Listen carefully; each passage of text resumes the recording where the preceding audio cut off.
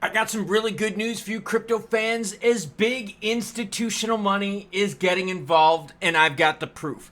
I've also got some not so good news and an important date coming up that affects the entire crypto and stock market.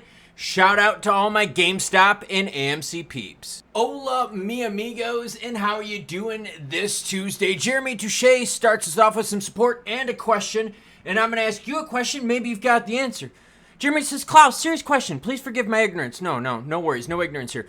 Why isn't Uphold on CoinMarketCap? I cannot find them anything. Are they plugged in the government or something? It's kind of odd that I can't find any other exchange, but I can't find them. Well, Jeremy, I do not know the answer for you, and unlike some of the other, YouTubers out there that claim to be experts on everything, I don't know the answer for everything, so I'm going to ask you, the community. I posted this in the community. Anyone here know why Uphold stats aren't listed on CoinMarketCap? Secondary question. Where can we find Uphold stats? Thank you for the question and the support, Jeremy. Bitcoin sitting at 61,590, ETH under 29 and 28.96. BNB pulled back as well. Check this out. This is for the 1 day. We're getting a bit more in the red. Sol under 150. XRP, choo-choo. Train's leaving the station. Bitches, 50.6 seconds. How many XRP is it going to take you to be a millionaire? Divide $1 million by the price of XRP. And that's how many. ICP sitting at $12.07. XLM 10.3, melting faces. Here's the good news. This is fucking awesome. Okay, forget traditional finance getting into crypto. What if big pension funds get into crypto? Listen to this. State of Wisconsin reports 164 million investments in spot BTC ETFs. In a May 14th filing. Hey, that's today. Maybe you should hit the subscribe button so you don't miss out. In a May 14th filing with the US SEC, the government entity responsible for managing Wisconsin State Trust Funds disclosed it held more than 2.4 million shares in BlackRock IBIT and more than 1 million shares of Grayscale's piece of shit product GBTC, worth roughly around $164 million respectively. The SWIB reported that it managed more than $156 billion in assets, with roughly 48% going into public equity investments. Other investments include Coinbase, MicroStrategy, and so forth. You want to see what they put in their fund? I've got it all linked here, all up on the screen, because as always, any article you see in this video, along with all my other ones, will be linked in the description below. And look how big this list is, baby. That's juicy good news. Dude, pension funds? This is freaking awesome. Can you imagine if we keep getting more and more action like this? What's going to happen to BTC and the overall crypto market? Exciting. All right. Now something not the most exciting. PolyNX hack.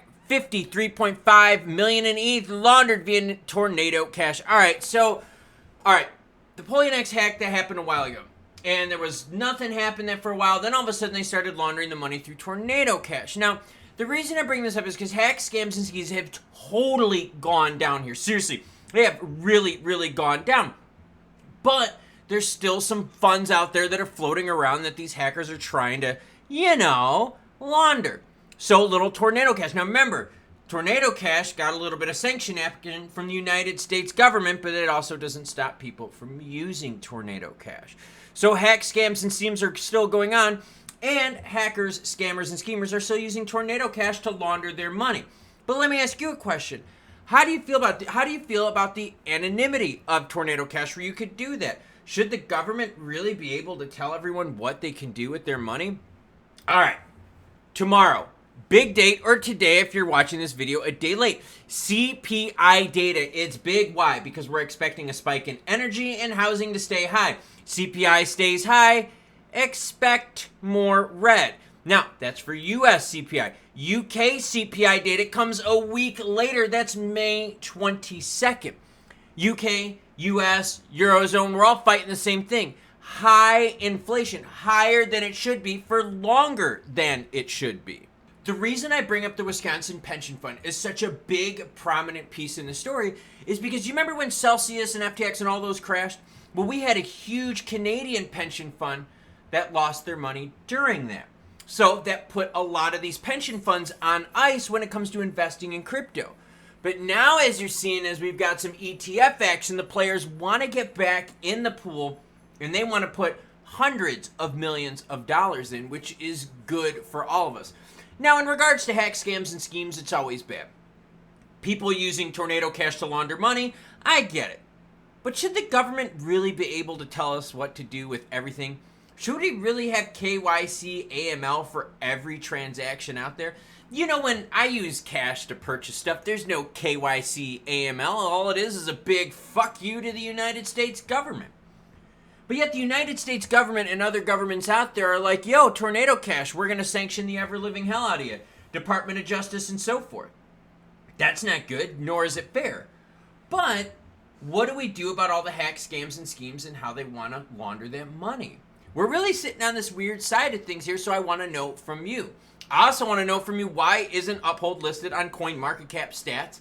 And how do you feel about CPI data coming out on the 15th? We're going to have a live stream regarding that at 8 a.m. Eastern Time with the results of CPI, which we're expecting to be a bit hot. I'm just being honest with you. Preliminary thing says it's going to be a bit hot. Those results come out at 8:30. What am I doing now? Well, I just ran in the rain, which sucked major balls. But I got a race coming up in less than 4 weeks, and that's what I got to do.